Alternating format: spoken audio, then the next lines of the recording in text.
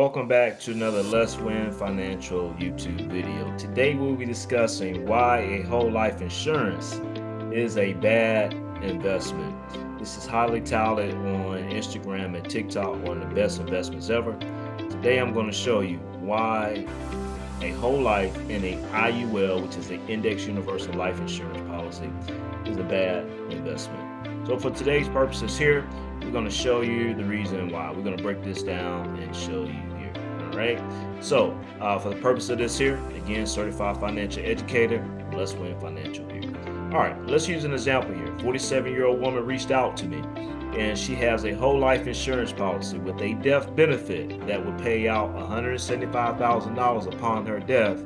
But then she also have a cash value where money is going to a savings account tied to her life insurance policy, which is called a cash value, which is expected to grow into $127,000 by the time that she turns 65.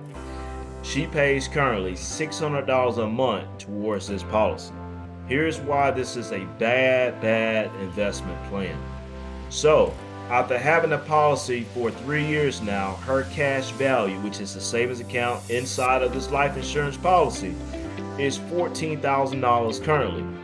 I showed her the same $600 a month in the S&P 500 index fund over the last 3 years would be worth $39,000 today.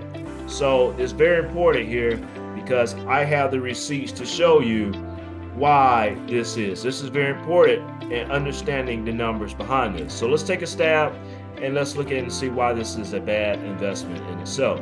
So I'm gonna go over to this website called Portfolio Visualizer. And I'm gonna take here the last 3 years is when she came to me in late December. We're gonna take $600 a month right here, and then we're gonna put it right here into the same S&P 500 index fund here. And if we would have took this $600 a month over the last 3 years, today this would have been worth $39,700.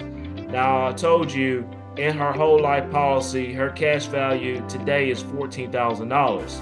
Whereas if she would have opened up an investment account and did the $600 a month, this would be worth $39,700 today. This has been averaging an annualized return here of about 12% per year. But when you look at it, cash values only grow anywhere from 3 to 4% because they advertise as a guaranteed rate of return where you don't lose money. But overall, you don't maximize on your investment because it does not reach its maximized investment return. Let's go further and explain why a cash value whole life insurance policy in the IUL is one of the worst investments that you can make. So we go here and we continue with this right here.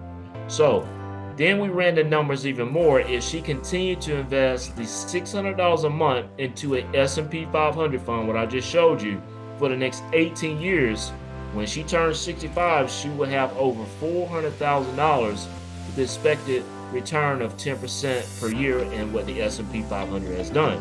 She has been told her whole life cash value will only be worth $127,000. When we go right here, here's the text message that she shared here with me. The lump sum amount, this is what the representative told her, will be $127,981. Again, let me show you the receipts and let me show you the facts, the numbers behind this here. So we're going to take an example right here, and we're going to use this example right here from a Excel spreadsheet that I have that I like sharing here with our Let's Win Financial clients. So we're going to take her age right here, 47. We're going to take that same $39,000 right here, which she would have had after 3 years, investing this into a normal investment account with this $600 per month. Now I told you here, she invests right at $600 a month into this whole life insurance policy. If we go right here and we take $600 a month starting in 2024 right here, stay on the same plan. 600 times 12 is $7,200. If she had $39,000 and did $600 a month, and we did this until she turned 65, if she got a rate of return, we're going to just say conservative at 8%.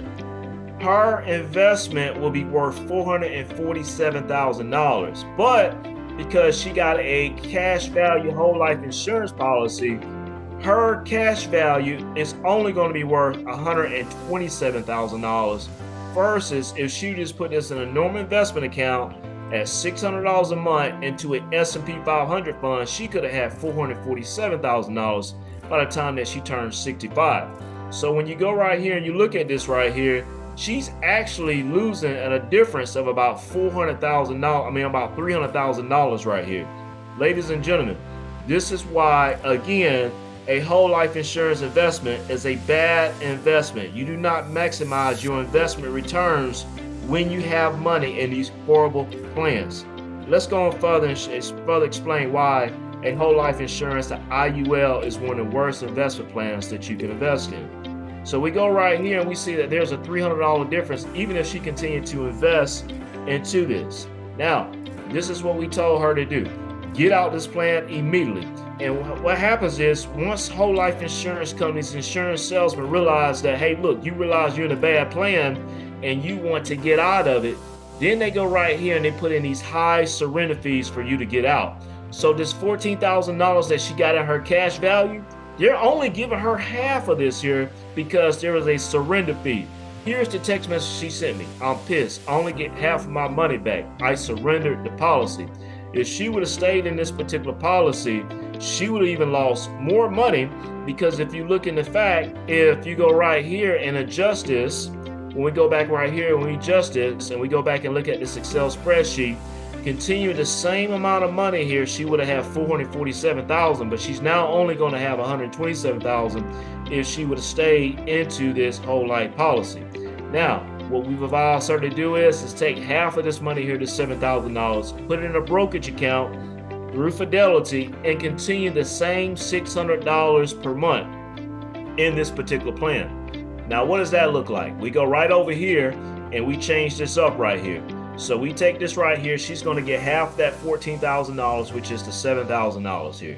She's going to take that $7,000 here and put it into a brokerage account with Fidelity, which is a non-retirement account. She's going to continue to put the $600 a month towards the S&P 500 index. Now she's going to have, by the time she reaches 65, $319,000 and not the $127,000 that she would have had in this contract with the whole life insurance policy. So this is very important for us to stay educated on this here, to stay away from a whole life policy in itself. Now check this out, guys. Also, again, TikTok, Instagram, guaranteed rate of return for these whole life policies. They promote this like it's all good. But do you know what happens to this cash value, this savings account that's tied to this life insurance on the date upon your death? Do you know what happens to it? They call it like a living benefit, right? Where you can borrow from it while you're living. But when you pass away, the monies that you've been putting in towards this whole life policy, check out what's actually going to happen to the actual monies that's actually be going to the cash value here, right? So what I did was, and I know this, but I wanted to Google it so people could actually see it. I Googled here, what happens to the cash value when you die? Right here in this Forbes article here says, right, when you pass away, the cash value typically reverts back to the life insurance company. So what does this mean here? Your beneficiaries will only receive the policy's death benefit. So in this particular case right here, let's go back up here to this narrative here, right? Her death benefit would have been $175,000. So the date upon her death, she would have not been paid this $127,000, which is the money that's in the cash value. This would have went back to the insurance company. All right. Her beneficiaries will only been paid on this $175,000 here. Again, ladies and gentlemen, this is why a whole life insurance policy is one of the worst investments ever. If she would open up a regular investment account, put the $600 in there, a month in there, she would have about $300 and almost about $20,000 in that particular plan. And when she passed away, all of the money that's in that investment will go to the beneficiary and not to the life insurance company.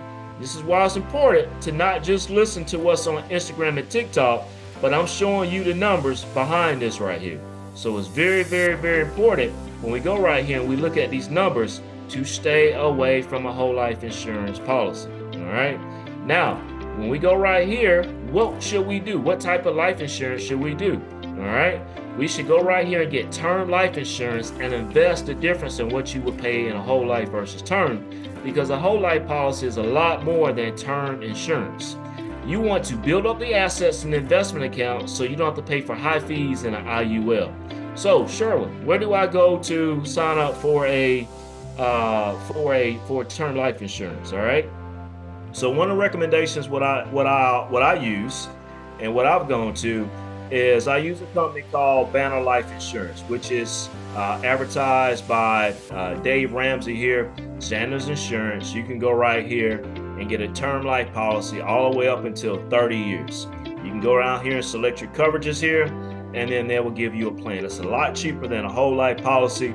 You would just invest the rest and the difference here. All right.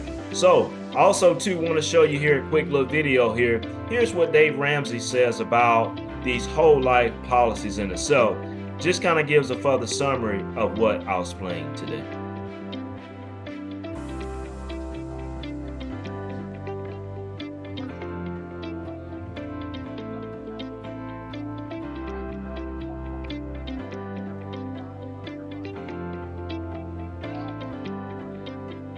All right. That's a whole life policy. So let me play that again so you guys can hear it here. One more time here. Let me just play it again so you guys can hear it loud and clear here. You a savings account on TikTok, and I said, hey, here's your savings account. The first 3 years you put money in, nothing happens. We keep it all. After that, it makes 1.2%, and when you die, you lose your money. No one would put money in that. So absolutely, guys, here Dave Ramsey's talking about it. Stay away from a whole life insurance investment policy. The cash value only grows anywhere from 3 to 5%. They tell you that it's a guaranteed rate of return. You don't have to pay taxes on it when you pay it down to your particular family members. But when you open up a regular investment brokerage account, you could borrow from against that investment account as well. You can take money from that as well. It's a better investment plan. Numbers work better for you. Stay away from a whole life policy and an index universal life insurance based on the information that I share here with you today.